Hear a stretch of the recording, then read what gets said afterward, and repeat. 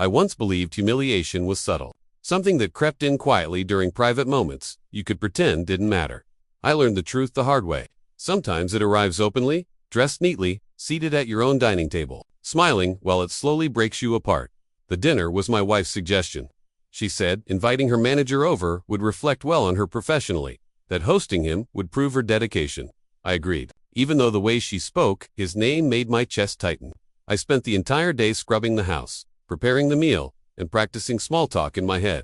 I wanted everything to be flawless for her. When her boss finally showed up, his disapproval was immediate and obvious. His eyes traveled through our home like a surveyor assessing flaws, his mouth forming a thin smile that held no warmth. The second he sat down, he dominated the space. Every anecdote painted him as impressive. Every joke carried a sharp-edged dot at first. I forced myself to chuckle along. Then the humor shifted toward me. He belittled my work, calling it adorable, asking whether it was truly a profession or just something I did for fun. He criticized how I dressed, how I sat, even how I spoke. Each comment was followed by a deliberate pause, letting the insult sink in. The other guests shifted uncomfortably in their seats. My wife laughed. Not awkwardly, not with regret. She laughed, as though she agreed with him. That sound cut deeper than anything he said. I kept waiting for her to intervene, to redirect the conversation, to defend me in some small way. She never did. Instead, she joined him, poking fun at me like I was a child. "You know how he is," she said with a grin. "He's sensitive." Sensitive. As if expecting basic respect was unreasonable. Something inside me fractured. I stood so abruptly that my chair screeched against the floor. The room froze. My hands trembled not from anger, but from the effort of keeping myself together. I told him he needed to leave. My voice was steady. There was no shouting, no name-calling, just one sentence. "You're not welcome here anymore." He smirked, as though I had confirmed everything he believed about me. That was when control slipped. I seized his coat and pushed him toward the door, my heartbeat roaring in my ears. He staggered, stunned, muttering threats about repercussions, about influence and authority. I slammed the door shut before he could finish. The quiet afterward was unbearable. My wife stared at me as if she didn't recognize me at all. There was no concern in her eyes, no attempt to understand, only fury. She accused me of humiliating her, of risking her career, of failing to endure one evening for her sake. She never once asked how I felt. She never acknowledged what he had done in her own home. That was when I understood how alone I truly was even in my marriage. That night, I packed a bag and left. No dramatic exit, no shouting. I didn't know where I was headed. I only knew that staying meant accepting a version of myself I no longer recognized. The days that came after were heavy with confusion. I replayed the dinner endlessly, questioning whether I had gone too far, whether my pride had destroyed everything. But every time doubt crept in, I remembered her laughter.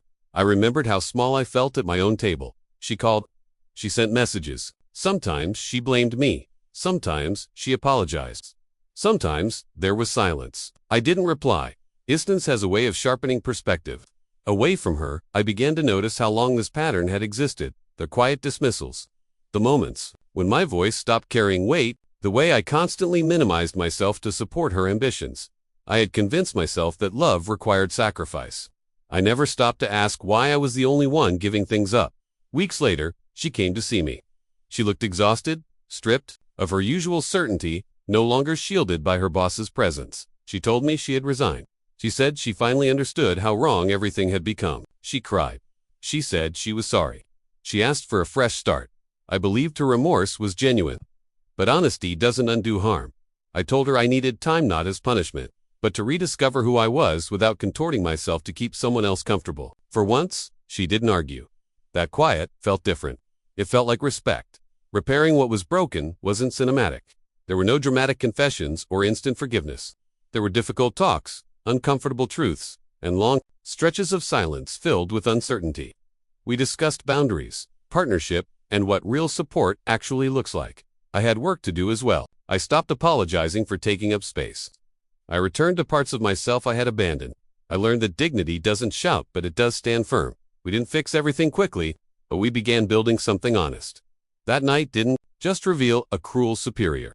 It exposed a marriage that had lost its balance entirely. Being mocked was painful, but being left unsupported by the person meant to stand beside me that cut deeper than anything else. Walking away from that table, and from that life, taught me a lesson I should have learned long before.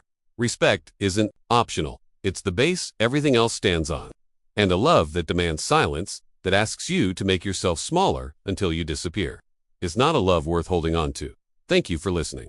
If you've ever felt this way, know you're not alone. Remember to like and subscribe for more stories. I'll see you next time.